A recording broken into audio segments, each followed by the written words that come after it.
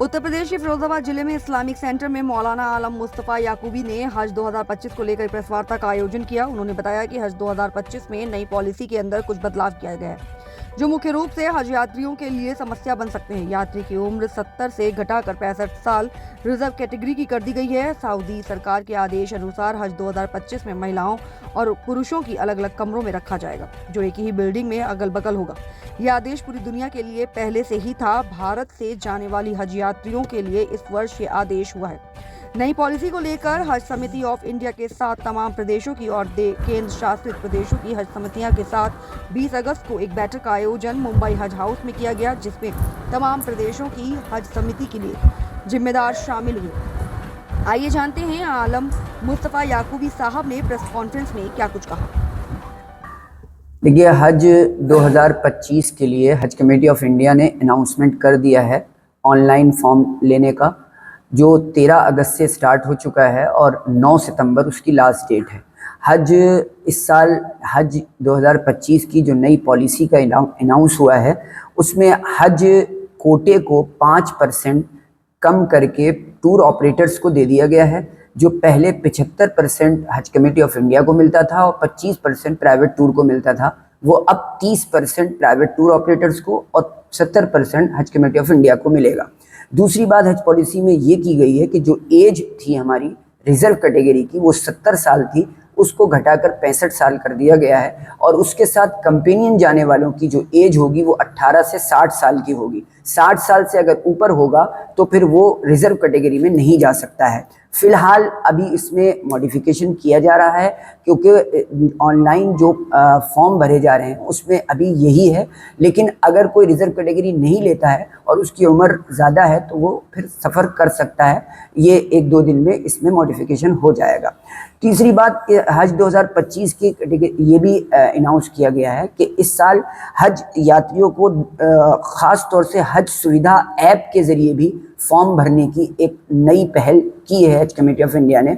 और पिछले सालों को देखते हुए इस साल ये भी तय हुआ है कि जो बिल्डिंग्स जिसमें पैनल वाली लिफ्ट होती हैं उन बिल्डिंगों को नहीं लिया जाएगा ताकि किसी भी हज यात्री को कोई हादसा ना हो। लास्ट ईयर एक हादसा हो गया था जिसकी वजह से इस साल ये फैसला लिया गया है। तीसरी बात, हज कमेटी ऑफ इंडिया के इस गाइडलाइन को सामने रखते हुए ये भी है कि बग़ैर महरम औरतें जो हज के लिए जाती हैं उनके लिए स्पेसिफिक बिल्डिंग दी जाए और उनको स्पेसिफिक बस से सफ़र कराया जाए। ये भी इस साल तय हुआ है और इस पर अमल होगा।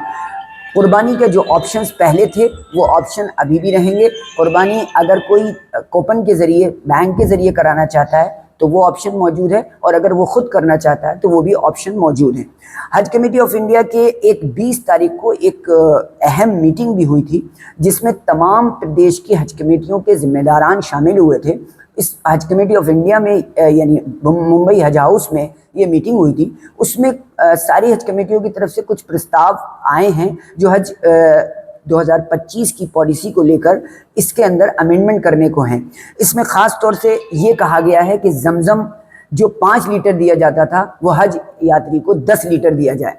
दूसरे ये भी कहा गया है कि जो 20 दिन का एक बिजनेस क्लास एक पैकेज बनाया जाए हज कमेटी ऑफ इंडिया की तरफ से, जिसमें एनआरआईज और ख़ास तौर से स्टूडेंट्स लोग जो और नौकरी पेशा जॉब वाले लोग जो हज में नहीं जा पाते हैं लंबी छुट्टी की वजह से, उनको ये सुविधा मिल सके।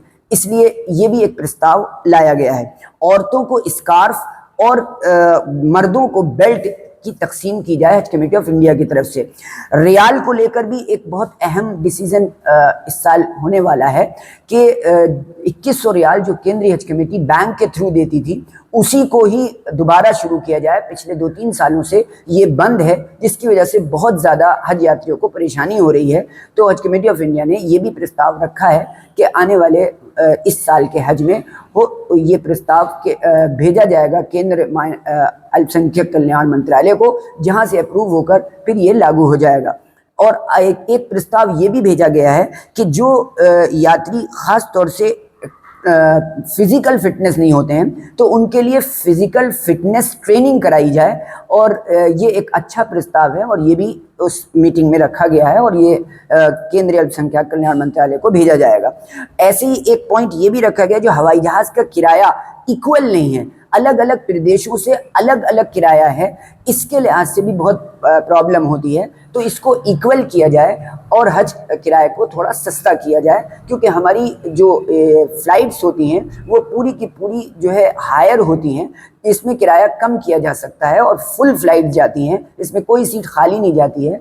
तो मुझे लगता है कि इसमें किराया कम हो सकता है। ये भी प्रस्ताव वहाँ मीटिंग में रखा गया है और इसको केंद्रीय हज कमेटी ने भेजने का तैयारी कर ली है और जल्दी ही इस पर कोई निर्णय आ जाएगा जो हज 2025 के लिए। एक और अहम बात आपको बता दूं कि यहाँ पर ख़ास तौर से एक बहुत बड़ी मिसकॉन्सेप्शन प्रिंट मीडिया के ज़रिए आया है, और वो ये कि इस साल सऊदी गवर्नमेंट ने एक बिल्डिंग में महरम जो शौहर और बीवी जा रहे हैं हज के लिए और उनको अलग अलग रखा जाएगा, इस तरह की ऐसी खबरें आ रही हैं।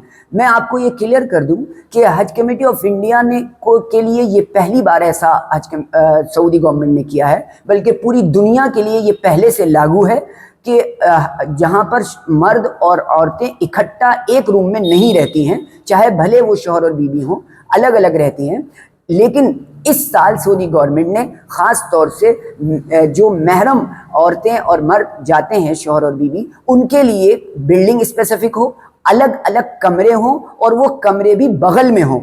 अगर शौहर का कमरा एक तरफ है तो दूसरी बगल में उनकी औरतों का कमरा हो, ताकि ये आसानी हो सके और एक आराम से बेफिक्र होकर महिलाएं भी औरतें भी अपना अपना वक्त गुजार सकें और मर्द भी। इकट्ठा होने की वजह से उसमें नामहरम होते हैं और पर्दे का प्रॉब्लम होती है। इसको सामने रखकर ये सऊदी गवर्नमेंट ने फैसला लिया है, इसलिए इससे भ्रमित होने की कोई ज़रूरत नहीं है। ये सारी दुनिया के लिए पहले से लागू है इस बार। और एक चीज़ और इस साल सऊदी गवर्नमेंट ने की है कि वो मक्का में किचन फैसिलिटीज़ को नहीं देंगे।